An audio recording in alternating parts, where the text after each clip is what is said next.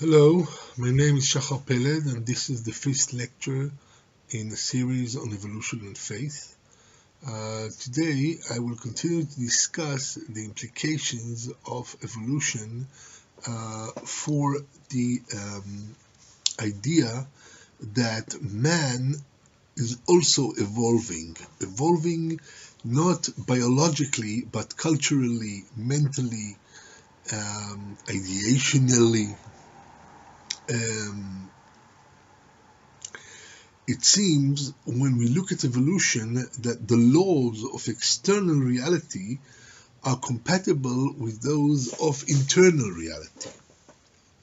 The aspiration for perfection and the desire to create a better world, which are part of the human spirit, are not something accidental that has been stuck to man, something from the outside, like one of the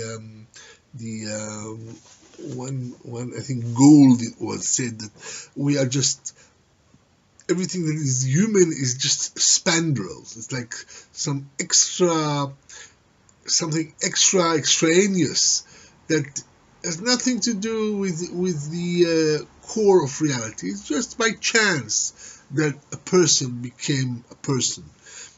But if Gould would have looked in the mirror, he would have immediately seen that it's a problem, because there would be a man looking at him, a person, and that person is the fruit of constant development that is constantly upgrading reality. And this reality reflects externally the internal reality of man. Just as evolution develops, so person also develops. So we see that human development is part of a general principle of the cosmos. It's a cosmic principle. Evolution is a cosmic principle. As the world develops, so a person within the world also develops. So if a person aspires to perfection, or in the language of Rav Kook, he demands light, demands illumination, then a person looking at himself cannot but be aware that he is aspiring to perfection. And then he would ask himself, why am I doing that? If I see myself, I sense in myself that I want to make a better world in many aspects. I want to make things better. Then why do I want to make things better? What drives me? And then the very question points to its origin. Or as Rabbi Kook says it, when the demand for light reaches its highest place, then it begins to draw light from the very source within it. And then it realizes that everything draws light from the highest source, from God himself.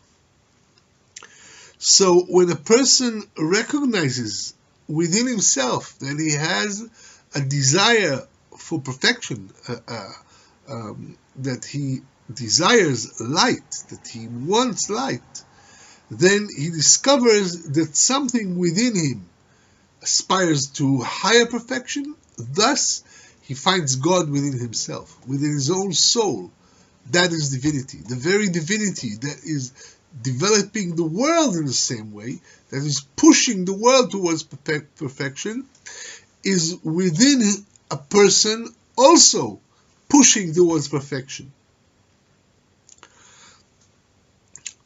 From this realization, the two aspects of a light that is supreme, that is the highest light, the highest illumination, and the demand for illumination from within, then one can derive the very essence of the world's existence, the very principle that drives the world. And that principle can be described as perfection and perfecting, or perfectibility, or perfection and becoming perfect.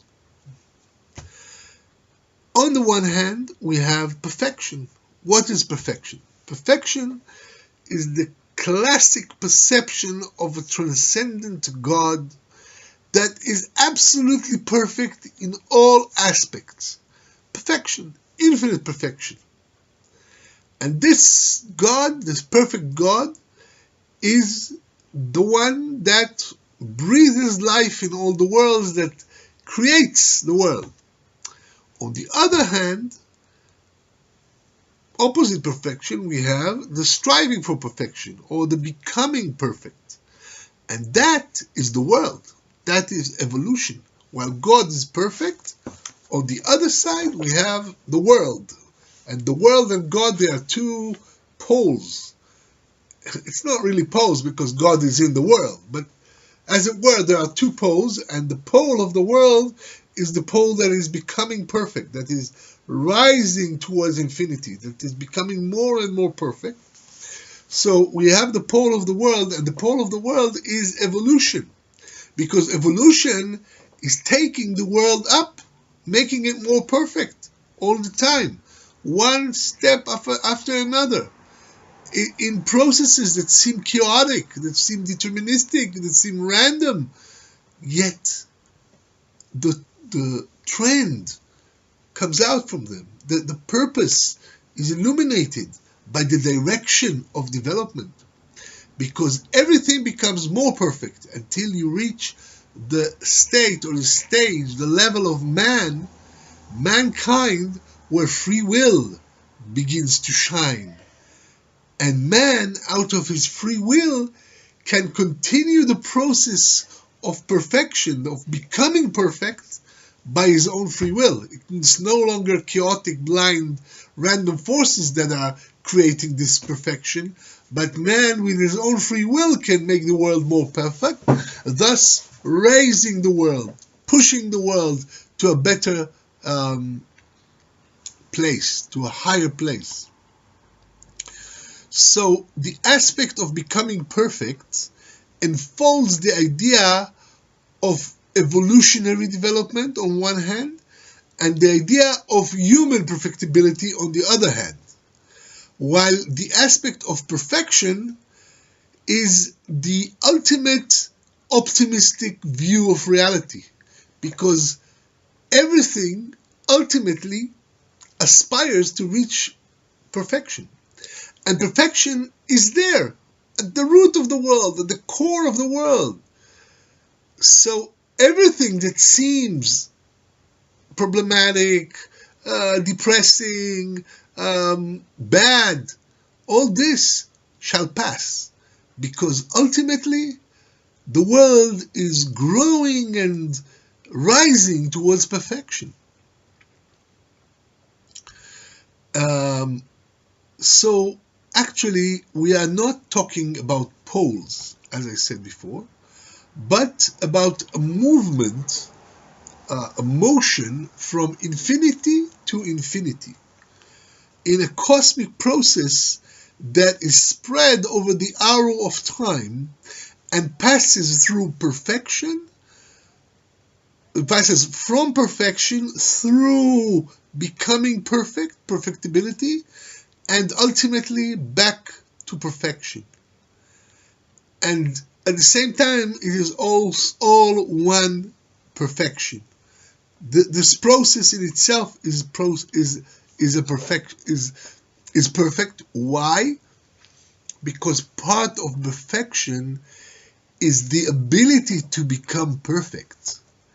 That too is a kind of perfection. It's dynamic perfection.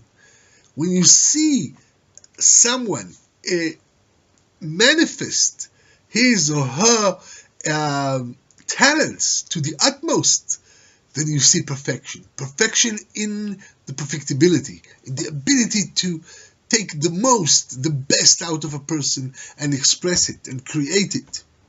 So the perfectibility of the world is within the perfection of God. The world as it were, is within God. And it is an aspect of God that is perfectible, and thus perfect. In fact, it is not separate entities, the world and the entities in the world, because everything is united in creation. All those creatures that have transpired during evolution, they are part of this process of becoming perfect.